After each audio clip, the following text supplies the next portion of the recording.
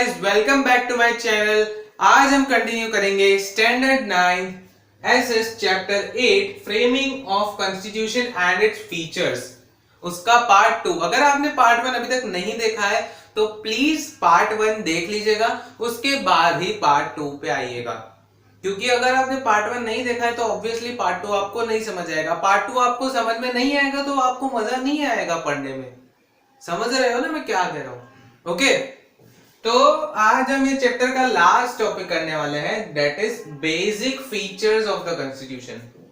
क्या करने वाले हैं हम? Basic features of the constitution. ये टोटल 14 फीचर्स है।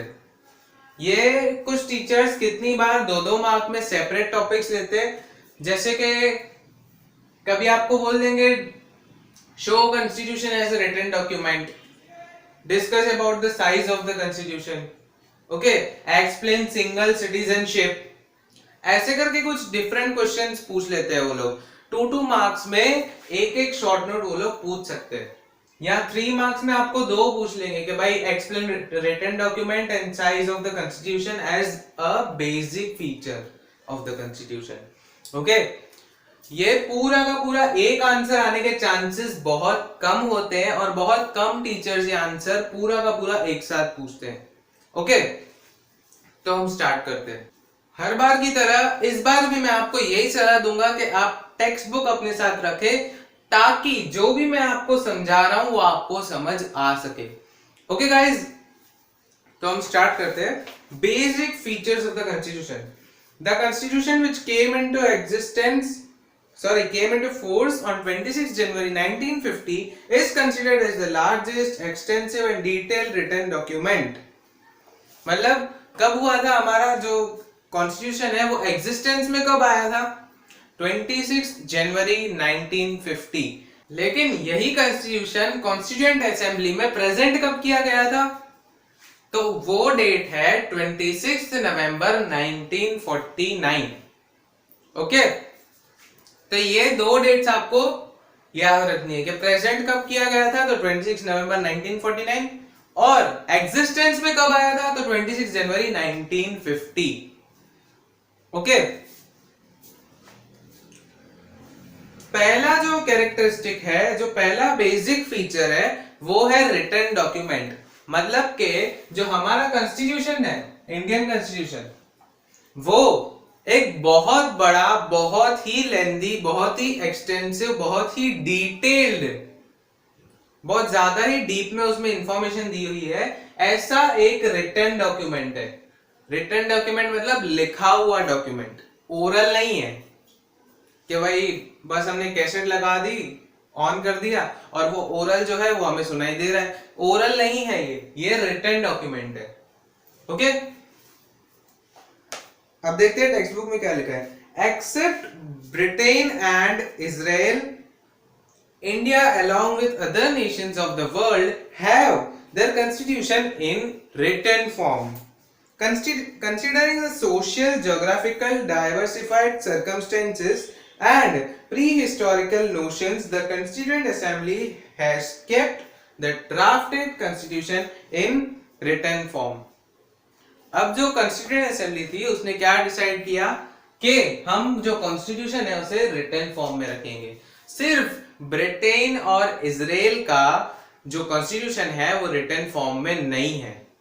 ओके, उसके बाद आता है साइज ऑफ द कॉन्स्टिट्यूशन। यहां पे साइज ऑफ द कॉन्स्टिट्यूशन मतलब कॉन्स्टिट्यूशन की लेंथ, कॉन्स्टिट्यूशन की ब्रेड नहीं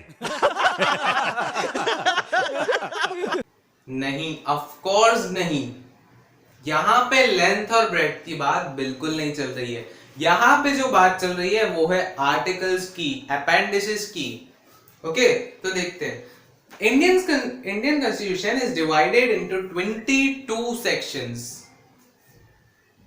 comprising 395 articles and 8 appendices. Now 12, मतलब अभी 12 अपेंडिसेस है, 395 आर्टिकल्स है, और हमारा जो पूरा का पूरा कॉन्स्टिट्यूशन है वो 22 सेक्शंस में डिवाइडेड है।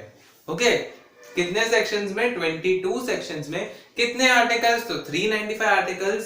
प्रेजेंट में कितने अपेंडिसेस है? वो है 12, और अगर पास्ट का अगर कुछ पूछते हैं तो 8 अपेंडिसेस है। Okay, the constitution comprises provisions for the state administration and states interrelations, fundamental rights, principles of political policies, judiciary, etc. etc. Okay, मतलब स्टेट का जो एडमिनिस्ट्रेशन होता है, स्टेट का जो कंट्रोल होता है, मतलब स्टेट को कैसे कंट्रोल करना है, उसके रूल्स क्या है, रेगुलेशंस क्या है, फंडामेंटल राइट्स क्या है, ड्यूटीज क्या है, सब कुछ A to Z कॉन्स्टिट्यूशन में लिखा हुआ है। ओके, फिर सिंगल सिटीजनशिप। अब ये जो टॉपिक है वो मोस्ट ऑफ सिंगल सिटीजनशिप जो है वो मोस्ट ऑफ 2 मार्क्स में पूछते हैं। सिंगल सिटीजनशिप और ड्यूअल सिटीजनशिप में फर्क होता है। अब ड्यूअल सिटीजनशिप मतलब के आपको अपनी कंट्री की सिटीजनशिप मिलेगी। सिटीजनशिप मतलब के एक आइडेंटिटी जिससे आप बता सकते हो कि हाँ मैं ये कंट्री का सिटीजन हूं। जैसे कि आपका आधार कार्ड है, वो क्या बताता है कि आप एक इंडियन हो। और वैसे ही ये जो सिंगल सिटीजनशिप होती है वो सब में कॉमन होती है, लेकिन कुछ कंट्रीज में ड्यूअल सिटीजनशिप होती है, मतलब एक कंट्री की और एक स्टेट की।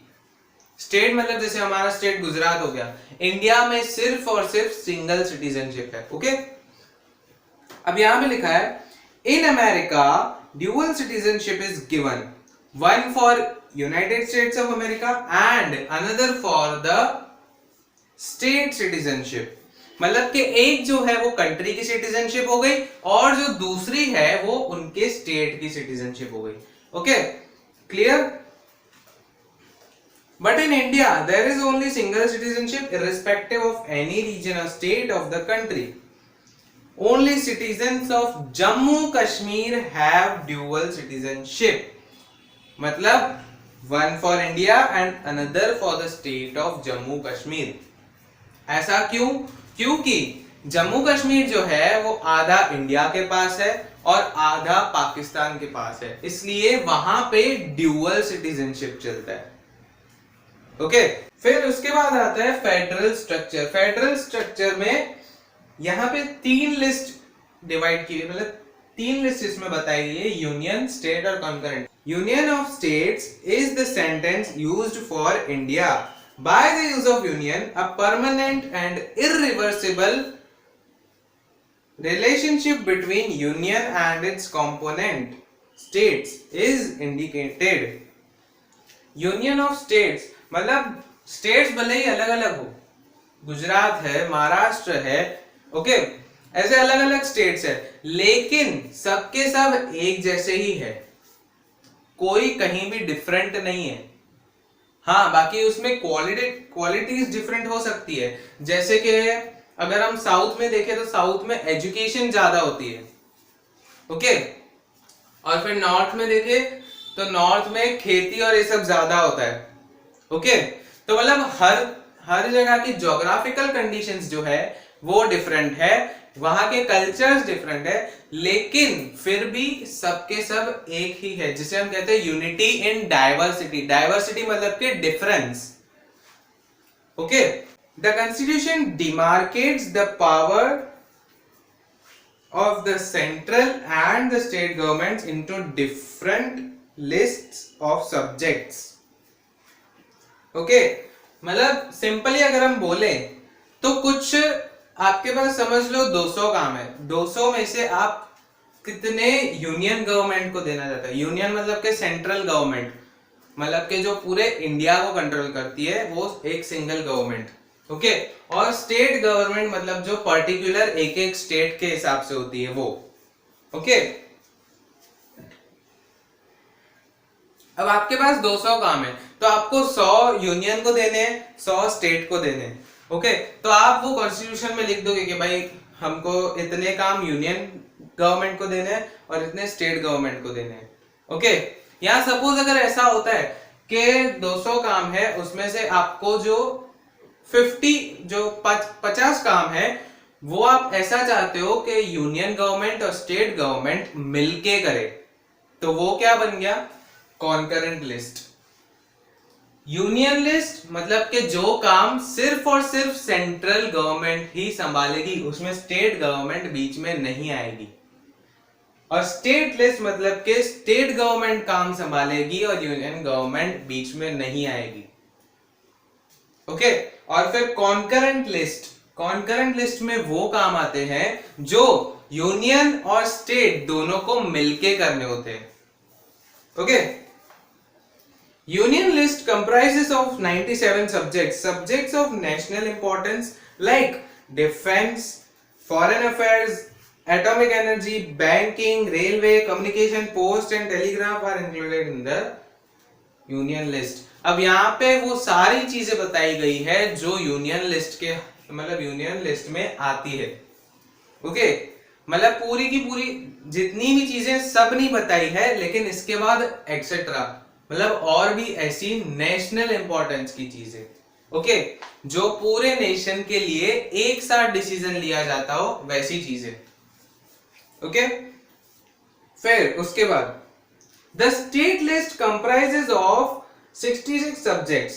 The state list comprises of those important subjects on which state legislature house can pass laws. अब स्टेट क्या करता है, वो सिर्फ अपने स्टेट का देखेगा। जो स्टेट गवर्नमेंट है, जो चीफ मिनिस्टर है, वो सिर्फ अपने स्टेट का देखेगा कि गुजरात में क्या हो रहा है वो मैं देखूंगा, या महाराष्ट्र में क्या हो रहा है वो मैं देखूंगा। महाराष्ट्र के बाहर मैं जाऊंगा ही नहीं, मेरा काम ही नहीं है वहां पे। क्यों? क्योंकि मैं स्टेट गवर्नमेंट हूं, यूनियन गवर्नमेंट नहीं हूं जो बार बार किसी न किसी का काम देखता रहूं मैं। स्टेट गवर्नमेंट को क्या करना है, सिर्फ अपने स्टेट का एडमिनिस्ट्रेशन संभालना है। ओके और डे टू डे यहां पे यूनियन गवर्नमेंट को रिपोर्ट्स पहुंचानी है। Okay subjects like law and order, state government institutions, agriculture and irrigation, health, land, interstate trade and commerce are included. अब इसमें भी कुछ ऐसे सब्जेक्ट्स बताए, सब्जेक्ट्स मतलब कि कौन कौन से काम उन लोग को करने रहेंगे। ओके तो यहाँ पे भी स्टेट गवर्नमेंट जो काम करेगी वो यहाँ पे बताए गए हैं। यहाँ पे ये जो नंबर ऑफ सब्जेक्ट्स है वो आपको याद रखने की बहुत जरूरत है, क्योंकि वन सेंटेंस में ये पूछा जाता है। अब आगे देखते हैं concurrent list. In addition to this, the Constitution provides for a third list that is called the concurrent list, which consists of subjects of common concern both to the center and the state government. जैसा मैंने बोला union government और state government दोनों मिलके जो काम करते हैं वो concurrent लिस्ट में आते हैं। The list includes subjects like criminal and civil procedure, marriage and divorce, education, economic planning, trade union, etc. अब यहाँ पे concurrent list में जो subjects आते हैं, जो काम दोनों गवर्नमेंट को मिलके करने होते हैं, वो नाम दिए गए हैं। अब इसमें से आपको क्या क्या याद रखना होगा, पहले तो नंबर ऑफ सब्जेक्ट्स, कितने सब्जेक्ट्स है हर एक लिस्ट में, वो आपको याद रखना होगा। फिर उसके बाद वो लिस्ट में कौन कौन से सब्जेक्ट्स इंक्लूडेड है वो याद रखना होगा, क्योंकि ये सब जो है वो 1 मार्क्स या 2 मार्क्स में पूछा जाता है। ओके उसके बाद आता है रेसिडुअरी पावर्स। अब हमने कॉन्करेंट लिस्ट में देखा जो यूनियन और स्टेट दोनों को मिलकर जो काम करना होता है वो कॉन्करेंट लिस्ट में आता है। अब कुछ ऐसे काम भी होते हैं, कुछ ऐसे सब्जेक्ट्स होते हैं जो फिक्स नहीं होता कि यूनियन करेगा या स्टेट। यहाँ पे मैं शॉर्ट में बोल रहा हूँ, बार बार मैं यूनियन गवर्नमेंट स्टेट गवर्नमेंट ऐसा नहीं बोल रहा हूँ। यूनियन या स्टेट दोनों में से कौन करेगा कुछ फिक्स नहीं होता है। ओके तो ऐसे काम कहाँ पे आते हैं, रेसिडुअरी पावर्स में। कहाँ पे आते हैं, रेसिडुअरी पावर्स में। The subjects which are not specifically allotted to union or state are included in residuary powers. Okay? Matters that are not included in the division of powers are known as residuary powers. The central government is given the power to legislate on these residuary subjects. मतलब के union government decide करेगी कि residuary powers या residuary subjects जो हैं वो कौन पूरे करेगा, स्टेट करेगा या यूनियन करेगा, वो कौन डिसाइड करता है, खुद union government. Okay. The financial distribution of resources is done between union government and state governments. Excise and custom, export, import, income tax, all these major taxes are decided by central government, while sales tax, revenue tax, entertainment tax, educational tax, which are having meager financial resources, are decided by state government. Okay तो आजकल इतने सारे tax तो होते नहीं है, income tax, sales tax, revenue tax, entertainment tax, education tax, इतने सारे टैक्स नहीं होते हैं। उसकी जगह सिर्फ एक बड़ा टैक्स आया है जिसे हम जीएसटी कहते हैं। ओके तो मतलब वो सब जो टैक्सेस होते हैं, यहाँ पे क्या लिखा हुआ है, जो इनकम टैक्स होता है, जो एक्सपोर्ट इंपोर्ट होता है, एक्सपोर्ट मतलब यहां से अगर हम बाहर कोई प्रोडक्ट बेचते हैं इंडिया के बाहर तो उसे हम एक्सपोर्ट कहते हैं, और बाहर से अगर हम कोई प्रोडक्ट इंडिया में लाते हैं, इंडिया में खरीदते हैं अगर हम, तो उसे हम इंपोर्ट कहते हैं। तो एक्सपोर्ट इंपोर्ट में से जो इनकम आती है, इनकम टैक्स में जो इनकम आती है। फिर कस्टम एंड एक्साइज मतलब के हम जैसे ट्रांसपोर्टेशन टैक्स बोलते हैं, तो अगर प्लेन में आ रहा है या शिप में आ रहा है हमारा प्रोडक्ट, तो उस पे कुछ टैक्स लगता है जिसे हम कस्टम ड्यूटी कहते हैं।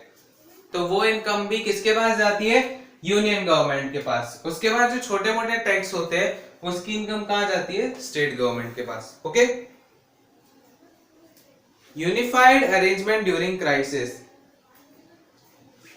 अब यहां पे तीन तरह की इमरजेंसी होती है, एक है नेशनल इमरजेंसी, दूसरी है कॉन्स्टिट्यूशनल इमरजेंसी, और तीसरी है फाइनेंशियल इमरजेंसी। नेशनल इमरजेंसी मतलब कि सपोज कहीं पे वॉर हो जाती है, कहीं पे कोई वॉर की वजह से डिस्ट्रक्शन हो जाता है, ओके, अगर इसका इफेक्ट पूरे नेशन को पड़ता है तो वहां पे क्या डिक्लेयर हो जाती है, नेशनल इमरजेंसी।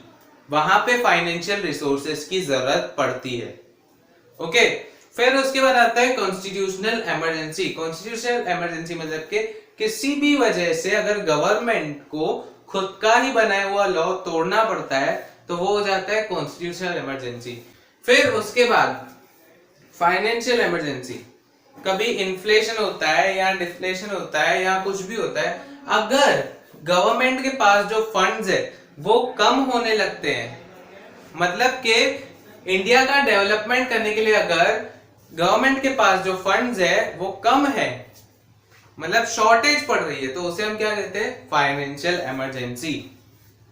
फिर उसके बाद हम आते हैं पार्लियामेंट्री सिस्टम में। पार्लियामेंट्री सिस्टम, अब पार्लियामेंट में क्या होता है, ऑलमोस्ट सबको पता है, दो हाउस होते हैं, एक अपर हाउस और एक लोअर हाउस। मतलब कि जो नीचे वाला जो क्या बोलते हैं हाउस होता है उसे हम लोकसभा कहते हैं, जहां पे कुछ 545 मेंबर्स बैठते हैं, और जो अपर हाउस होता है जो लोकसभा के ऊपर है उसे हम राज्यसभा कहते हैं। Okay, the president selects 12 people who are experts and experienced from various fields of Rajya Sabha. Rajya Sabha is a permanent house in which 1/3 members retires every 2 years. The same number of members for election. अब राज्यसभा में 12 लोग होते हैं, 12 में से हर साल 1/3 लोग हर 2 साल में 1/3 लोग रिटायर होते हैं, और उन्हें वापस मतलब उतने ही मेंबर्स वापस लाने के लिए इलेक्शंस होते हैं। ओके, फिर thus each member has 6 years of tenure in राज्य सभा। हर एक मेंबर के पास 6 साल तक का टाइम होता है राज्यसभा में रहने के लिए। Okay, the powers of Rajya Sabha are less compared to Lok Sabha, which is special, superior and decisive. Rajya Sabha cannot be completely dissolved. मतलब राज्यसभा जो है उसे पूरा का पूरा खाली नहीं किया जा सकता, मतलब कि हर 2 साल में सिर्फ 1/3 जो मेंबर्स है वही हम वहां से हटा सकते हैं, पूरे के पूरे जितने भी मेंबर्स हैं सबको साथ में नहीं हटा सकते हम। ओके, फिर उसके बाद हम आते हैं independent and impartial judiciary.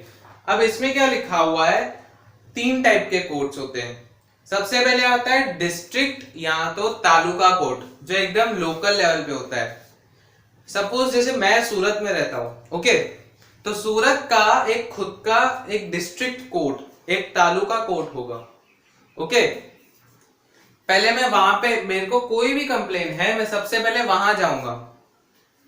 Suppose मेरे कुछ राइट्स किसी ने छीन लिए, मेरे को कोई इंजॉय नहीं करने दे रहा है, कोई एक्सप्लॉइट कर रहा है, एक्सप्लॉइट मतलब परेशान कर रहा है, तो मैं क्या करूंगा, सीधा का सीधा डिस्ट्रिक्ट कोर्ट में जाऊंगा, अपनी कंप्लेन लिखवाऊंगा। अब अगर मुझे डिस्ट्रिक्ट कोर्ट का फैसला सही नहीं लगता है तो मैं कहां जाऊंगा, हाई कोर्ट में। हाई कोर्ट में जाऊंगा। गुजरात का हाई कोर्ट कहां पे है, गांधीनगर में, ओके। फिर उसके बाद मेरे को हाई कोर्ट का भी फैसला मुझे सही नहीं लगता है, उसके बाद मेरे पास सिर्फ एक ही ऑप्शन बचता है, वो है सुप्रीम कोर्ट। सुप्रीम कोर्ट का दूसरा नाम क्या है, apex court, APEX, apex court. अब मैं सुप्रीम कोर्ट के पास जाऊंगा। अब जो डिसीजन डिस्ट्रिक्ट कोर्ट और हाई कोर्ट ने मुझे मतलब दिया, वैसा ही जो सेम डिसीजन है वो सुप्रीम कोर्ट ने भी दिया। अब सुप्रीम कोर्ट का डिसीजन अगर मुझे सही नहीं लगता है तो मैं क्या करूंगा, किसी के पास जाऊंगा, नहीं जाऊंगा मैं, क्योंकि सुप्रीम कोर्ट मेरी जो लास्ट क्या बोलते हैं उम्मीद है, मेरी लास्ट उम्मीद थी सुप्रीम कोर्ट। उसके बाद मैं किसी के पास भी नहीं जा सकता। सुप्रीम कोर्ट का डिसीजन मतलब फुल एंड फाइनल डिसीजन, कोई भी कोर्ट उस डिसीजन को बदल नहीं सकता, ओके। फिर उसके बाद आते हैं हम अमेंडमेंट्स पे। अब अमेंडमेंट मैंने पहले ही बताया था, अमेंडमेंट्स मतलब के जो कॉन्स्टिट्यूशन में चेंजेस होते हैं उन्हें हम अमेंडमेंट्स कहते हैं, ओके। अब यहां पे पहला पॉइंट लिखा है, amendments can be made by simple majority of members present and voting in the parliament. Simply जो पार्लियामेंट के मेंबर्स हैं उनको वोट करने के लिए कहेंगे। अभी सपोज हमारा टैक्स है, मैं सिर्फ एक सपोज एग्जांपल दे रहा हूं, सपोज 10% टैक्स है, ये कोई रियल इंफॉर्मेशन नहीं है, 10% टैक्स है, उससे हमें बढ़ा के 12% करना है, 10% से 12% करना है। अब यहां पे दो चीजें होती है, कुछ लोग होते हैं जो 10% को 10% ही रखना चाहते हैं और कुछ लोग होते हैं जो 10% को बढ़ा के 12% करना चाहते हैं। अब जिस साइड वोटिंग ज्यादा होगी वो डिसीजन लिया जाएगा। अगर मेजॉरिटी लोग ये बोलते हैं कि हमें 10 से 12% करना है तो ये अमेंडमेंट होगा, मतलब ये चेंज होगा। और अगर मेजॉरिटी लोग ये बोलते हैं कि 10% को 10% ही रहने दो तो फिर चेंज नहीं होगा। ये क्या होता है, सिंपल मेजॉरिटी। जैसे वोटिंग होता है, सबसे ज्यादा वोट्स जिसे मिलते हैं वही गवर्नमेंट इंडिया पे रूल करती है, okay. Certain amendments require a special majority, that is 2/3 majority of members present and voting। मतलब जितने भी मेंबर्स वहां प्रेजेंट है उन सब लोगों में से 2/3 लोग मानने चाहिए कि भाई ये चेंज होना चाहिए। 2/3 मतलब कि अगर 100% लोग वहां पे प्रेजेंट है तो 100 में से अबाउट 66 या 67% लोग मानने चाहिए कि हाँ भाई 10% से हमें 12% टैक्स करना है, हमें ये चेंज कॉन्स्टिट्यूशन में लाना है, तो ही ये अमेंडमेंट होगा, नहीं तो नहीं होगा, ओके। फिर उसके बाद आता है concerning the union state relations the special majority that is 2/3 and concurrence not less than 50% of the state legislature is required। अब इस अमेंडमेंट में क्या होता है, जितने प्रेजेंट है उसमें से 2/3 तो होना ही चाहिए, मतलब कि स्पेशल मेजॉरिटी तो होनी ही चाहिए, लेकिन उसके साथ जितने लोगों ने वोट किया है उसमें से 50% से ज्यादा लोग स्टेट लेजिस्लेचर या स्टेट एडमिनिस्ट्रेशन के होने चाहिए, मतलब के स्टेट गवर्नमेंट के होने चाहिए, ओके। फिर उसके बाद हम जाते हैं यूनिवर्सल एडल्ट सफरेज पे। यूनिवर्सल एडल्ट सफरेज सिंपल है। इसका मतलब ये कि अगर कोई 18 इयर्स के ऊपर के एज का है, ओके, तो उसे वोट करना कंपलसरी है। वोटिंग उसका राइट है और उसे वोट करना कंपलसरी है। इसमें कोई डिस्क्रिमिनेशन नहीं हो सकता, चाहे वो कास्ट हो, क्रीड हो, रिलीजन हो, रेस हो, कुछ भी हो, बर्थ प्लेस हो, किसी भी बेस पे उसे डिस्क्रिमिनेट नहीं किया जा सकता। वो कहीं से भी बिलोंग करता हो, उसका वोटिंग राइट बनता है। ओके, फिर उसके बाद आता है सेक्युलरिज्म। सेक्युलरिज्म मैंने पहले भी बताया था, India is a secular country. मतलब कि जो जब चाहे, जैसे चाहे, जो भी चाहे अपना जो रिलीजन है वो बदल सकता है। आप हिंदू हो, आपको मुसलमान बनना है, या मुसलमान से क्रिश्चियन बनना है, क्रिश्चियन से आपको सिख बनना है, कोई भी रिलीजन आप कभी भी चेंज कर सकते हो, आपको कोई रोकने वाला नहीं होगा। Okay, Teja secularism. फिर उसके बाद आता है जुडिशियल रिव्यू। जुडिशियल रिव्यू मतलब ये होता है कि जो भी हमने ये देख लिया कि भाई डिस्ट्रिक्ट कोर्ट, हाई कोर्ट, फिर उसके बाद सुप्रीम कोर्ट, ये सब जो कोर्ट्स है उसमें हम डिसीजन, उनसे हम डिसीजन लेते हैं। ओके, लेकिन उनका डिसीजन सही है या नहीं है, वो जो भी स्टेप्स ले रहे हैं वो सही कर रहे हैं या गलत कर रहे हैं, वो चेक करना, उसे कहते हैं हम जुडिशियल रिव्यू। ओके, फिर उसके बाद आता है फंडामेंटल राइट्स एंड ड्यूटीज। अब जैसे कि फंडामेंटल राइट्स, जो हमारे राइट्स होते हैं, जैसे right to equality, okay, right to information. Fundamental duties मतलब, फंडामेंटल राइट्स मतलब हम कौन कौन से राइट्स एंजॉय कर सकते हैं। ओके, वैसे ही फंडामेंटल ड्यूटीज मतलब हमें कंट्री के लिए क्या करना है, हमें अपनी कंट्री को डेवलप कैसे करवाना है। ओके, वो सब आता है फंडामेंटल ड्यूटीज में। ओके, फिर उसके बाद directive principles of state policy. Protection of people, security and welfare should be carried out by the states. These principles provide directions for the state governances and policy making, so they are called as directive principles. मतलब अपने state के जो लोग हैं उन्हें कैसे protect करना है, किससे प्रोटेक्ट करना है, क्यों प्रोटेक्ट करना है, ये सब कुछ स्टेट को बताए। ऐसे प्रिंसिपल्स, स्टेट गवर्नमेंट को ये सब चीजें बताए, ऐसे प्रिंसिपल्स को डायरेक्टिव प्रिंसिपल्स कहा जाता है। Provision for backward sections and tribes. Backward sections मतलब के जैसे एससी, एसटी, ओबीसी, ये जो सब कास्ट होती है उनके लिए जो प्रोविजंस है वो बताया गया है।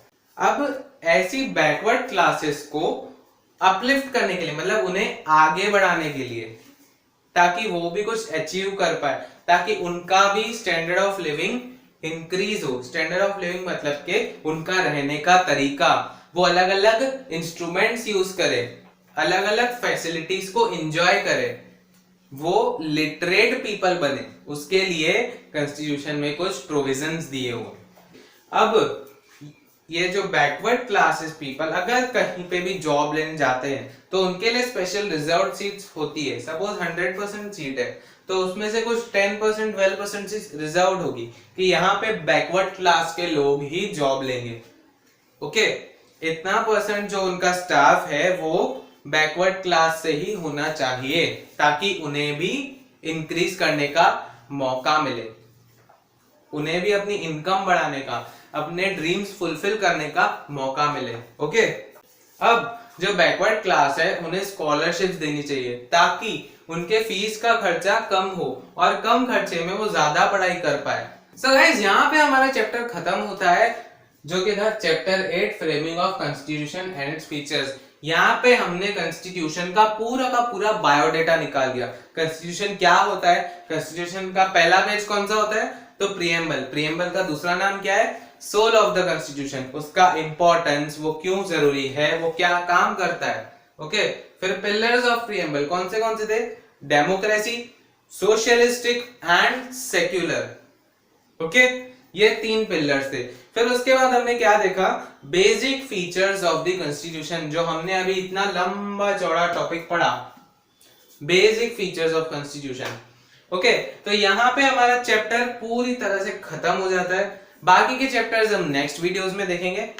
अगर आपको कुछ भी डाउट है, कुछ भी डाउट XYZ, आप कमेंट सेक्शन में लिख दीजिए, आपके डाउट्स वहीं पे सॉल्व हो जाएंगे।